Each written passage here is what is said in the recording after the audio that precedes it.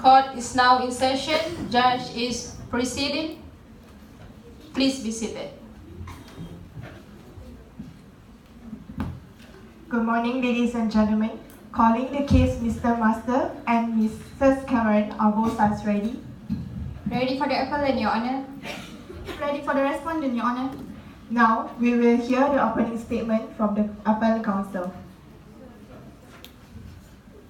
Thank you, Your Honor. My name is E.F. Downing, and today I am representing my client, Mr. Norman James Masters. 3 years ago, the appellant and the respondent had an agreement to buy and sell a farming property. I want to clarify that the agreement made was not a concluded agreement unless there is an execution of a formal contract. Hence, my client can claim the deposit £1,750 that they paid to Delgety and Co. With this, I have finished my statement, Your Honor. Thank you, appellant counsel. Respondent counsel, would you like to give your opening statement now? Yes, Your Honor. Okay, my name is J.P. Durek, and today, on behalf of my client, Mrs. Violet Christina Cameron, I would like to highlight that the deposit paid by the appellant can be claimed by my client as it is considered as a guarantee for the performance of the contract. Therefore, the appellant has no right to its return as he failed to perform his contract. Thus, I am here today to make sure that my client will get the deposit. That's all, Your Honor. Thank you. Thank you, respondent counsel. The appellant counsel, would you like to call the witness from your side? Yes, Your Honor. I would like to call my witness, Mr. Norman James Master, to the witness stand.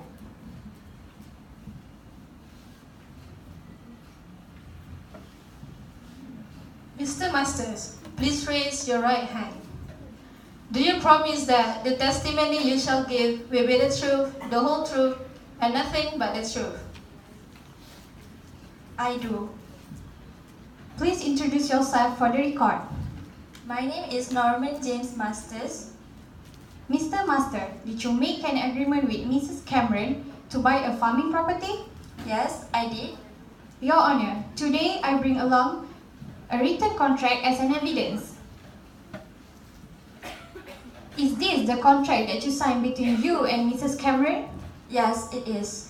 Your Honor, allow me to show this evidence to you and the respondent counsel. Yes, you may proceed.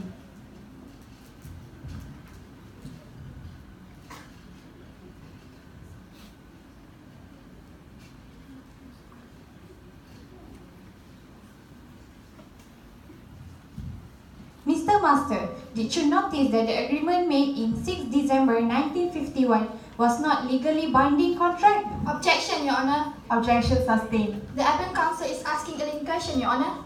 Appellant counsel, please change your question. My apology, I have no further questions, Your Honor. Respondent counsel, would you like to cross-examine? Yes, Your Honor. You may begin. Mr. Masters, what makes you change your mind on buying the farming property? Actually, I have financial difficulties. So why did you want to claim the deposit? Of course, I want my money back. No, it's my money because you cancelled the contract. Court in order. Please proceed again. What is your real intention to enter into the contract? Is it really impossible? Objection, Your Honor. Objection sustained.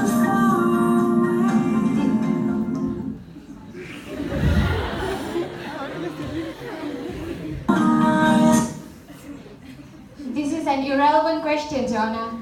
Respondent counsel, please avoid asking a question that is not relevant to the case. That's all, Your Honor. No further question from my side. Thank you, respondent counsel. The appellant may be seated. Now, I would like to call the respondent counsel to call the witness from your side. Thank you, Your Honor. I would like to call my client, Mrs. Cameron, to the witness stand.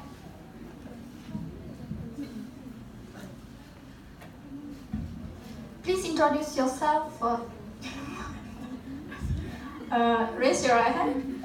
Do you promise that the testimony you shall give in the case shall be the truth, the whole truth, and nothing but the truth? Yes, I do. Okay, please introduce yourself for the record. My name is Violet Christina Cameron, and I'm the owner of the farming property at Bowling. Okay, Mrs. Cameron. In December 1965, before, is it true that you want to sell, did you agree to sell your 5,000 acres of land at Bowling to Mr. Masters and his wife for £70,500 sterling? Yes, we already signed the contract. Is it true that you have to spend some amount of money as a result of this contract? Yes, it's true. So what kind of expenses that you need to deal with in order to enter into this contract? I have to pay the legal fees for selling my farming property. Thank you, Mrs. Cameron. I have no further question and no other witnesses, Your Honor. Does the Appellate Counsel have any questions? Yes, Your Honor. You may proceed. Mrs. Cameron, did you know that the expression subject to a preparation of a formal contract of a sale on the above terms and conditions implies that the contract was not legally binding? I'm not sure. When the contract is inspecting its certainty, it is not legally binding as it intended to be enforceable written made by at later date. Then, would you agree that the contract was not legally binding? Objection, Your Honor. Objection overruled. Ms. Cameron, please answer the question. I think so. That's all from me, Your Honor. Thank you, Appellate Counsel. Mrs. Cameron, you are excused.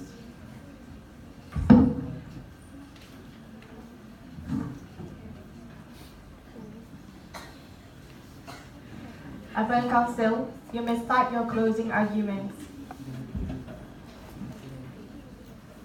Your Honor, the agreement made between my client and the respondent on 6 December 1951 indeed was not legally binding contract.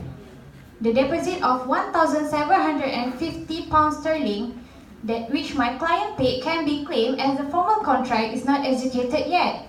According to the case of Wynn and Bull, it has been decided to where a parties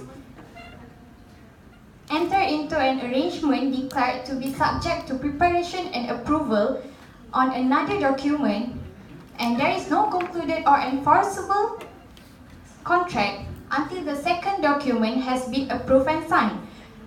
I humbly request the Honourable Court to make its rightful decision. That's all from me, Your Honour. Thank you, Appellate Counsel. Respondent Counsel, you may proceed. Your Honor, my client, Mrs. Cameron, had to bear all the costs resulting from the sale of the farming property process. Therefore, the cancellation made by Mr. Masters and his wife indeed was unfair for my client.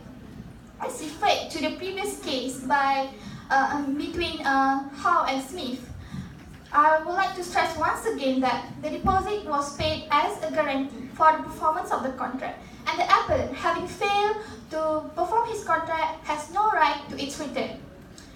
Thus, my client, Mrs. Cameron, should be the one to be entitled for the deposit. I hope that you will make a wise decision, Your Honor. That's all. Thank you.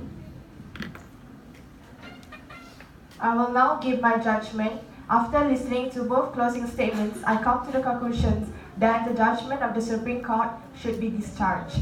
Therefore, be that the £1,750 sterling was paid to the plaintiff company on terms which require that if a formal contract should be executed, the amount should be applied and treated as a deposit on the purchase so contracted for, and that otherwise it should be returned to the appellants. Out of the amount of money paid into court, let the balance remaining after payment of the cost ordered to be paid to the plaintiff by the order of 1st October 1953 be paid out of court to the appellants. Let the respondent pay to the appellants their tax costs, their proceedings in the Supreme Court, including reserve costs, and the amount of plaintiff costs paid to it as aforesaid.